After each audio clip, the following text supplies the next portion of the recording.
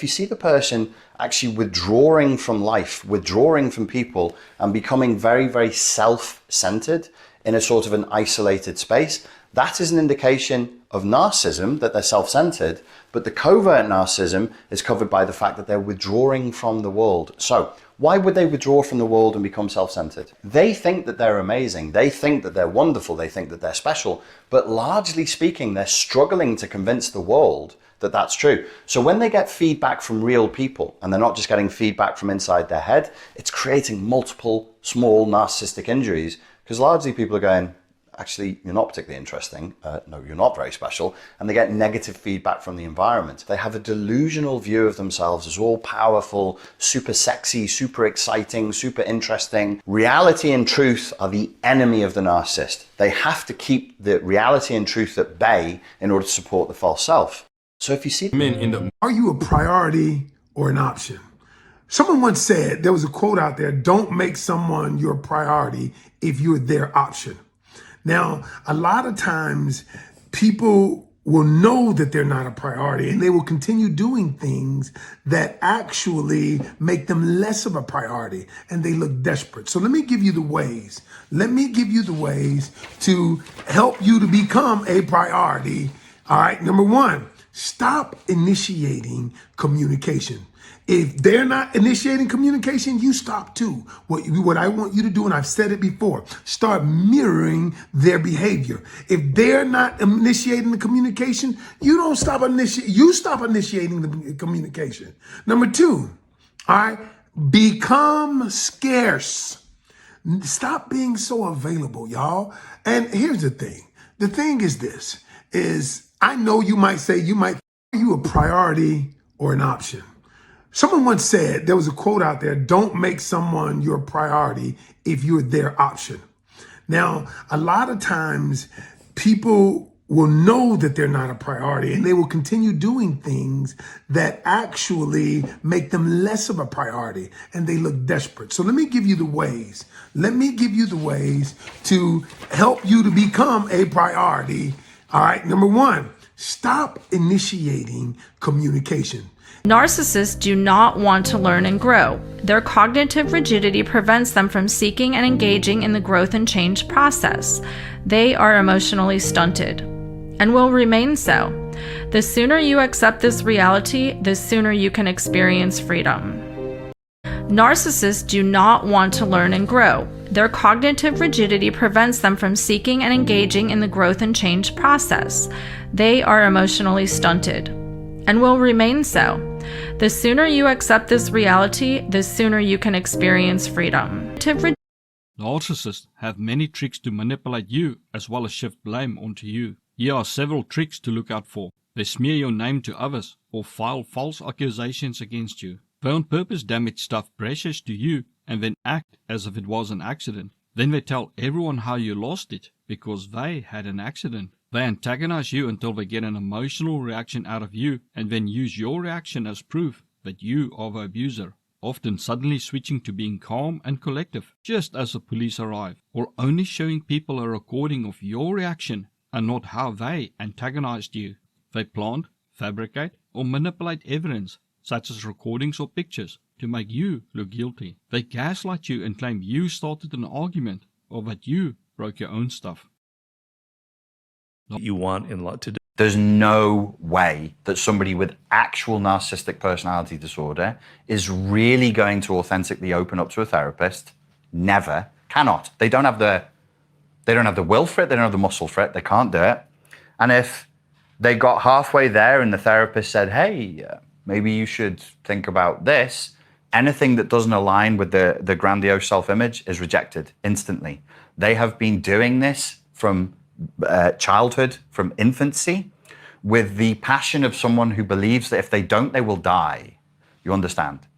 It feels to you experientially like they're gloating and they're happy and they feel good. Yes, they do in that moment, but actually beneath that and beyond it, what came from childhood is the fear of death. Total destruction of everything that is, right? It's very strong primal drives that compel them to do this. There's no way that somebody with actual narcissistic personality disorder is really going to authentically open up to a therapist. If you've known a narcissist, you've probably noticed that you don't feel so great about yourself when you're around them. But exactly how do they make you feel so bad? Sometimes it's really not obvious. So let's look at a few ways that narcissists attack your self-esteem. So one way is that they might compare your problems to someone who has it much worse and imply that you shouldn't complain. Another way that a narcissist attacks your self-esteem is by implying that everything is your fault, even the way the narcissist behaves. So they might imply that it's your fault they're yelling, it's your fault they can't control their anger. And even being around someone who's so entitled can make you feel like you don't matter as much. So if you have a narcissist in your life that you can't seem to get rid of, be sure that you're taking care of yourself and looking for ways to boost your own self-esteem, because they're always going to be trying to knock you down. If you The Bible says to do evil is like sport to a fool. Okay, they're not going to stop. But all the traps and snares that they set for you, they're going to get stuck in it themselves. You're walking a righteous path. There's going to be bitter and hostile, narcissistic bandits and attackers that are going to encompass you. God is your conservation. He's your preservation. He will always safeguard you. The name of the Lord is a fortified tower. The righteous run to it and are safe. You can go through these attacks and all of these outrageous infringements on your boundaries that people enact towards you. These people that are out here walking in wickedness, that are just plagued with their folly, living out their destruction every day. You're safe from all these people. You are safe. It's only your mind, your old ways of thinking, that is telling you otherwise. You are absolutely safe. The Bible says to do evil is like sport to a fool. One of the first things that you will see is they become much more manipulative.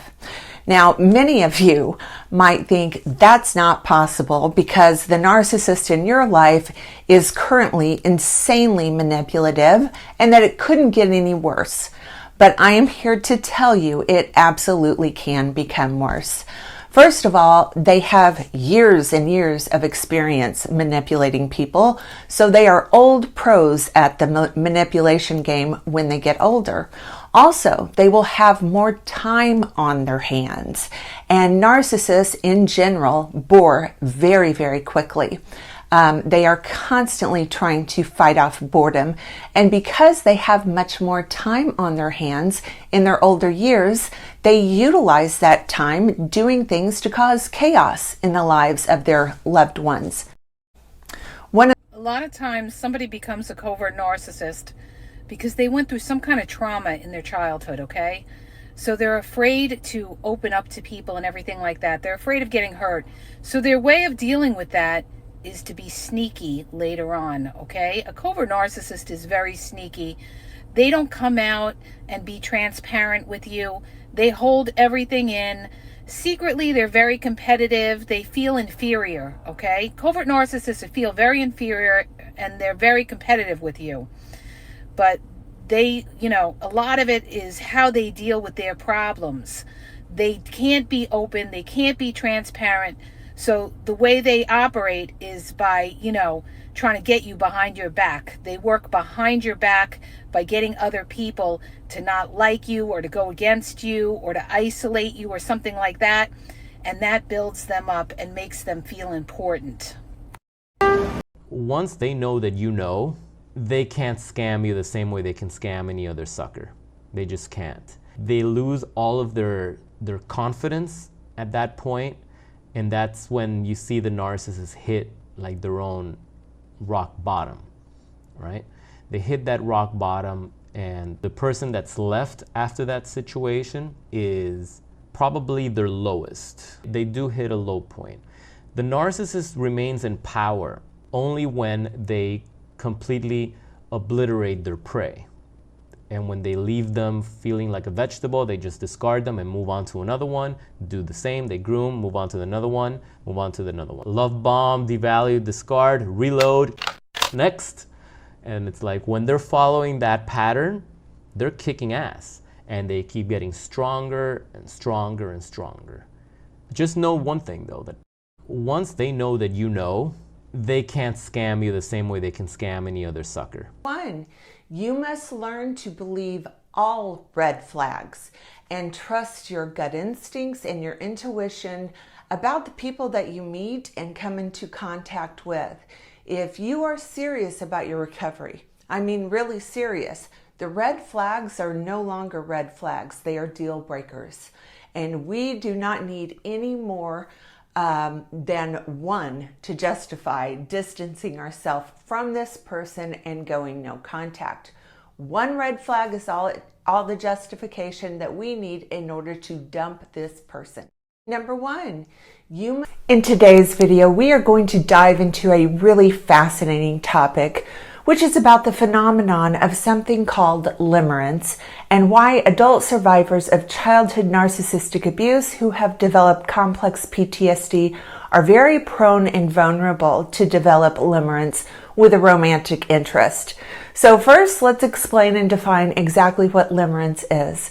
Sometimes love and limerence are used interchangeably, but they are referring to two very different emotional experiences. Love is a broad term that can encompass a range of emotions and behaviors, including feelings of deep affection, care, compassion, and a willingness to make sacrifices for the well-being of someone else. In contrast, limerence is a state of intense infatuation and obsession with someone else. In today's fascinating topic,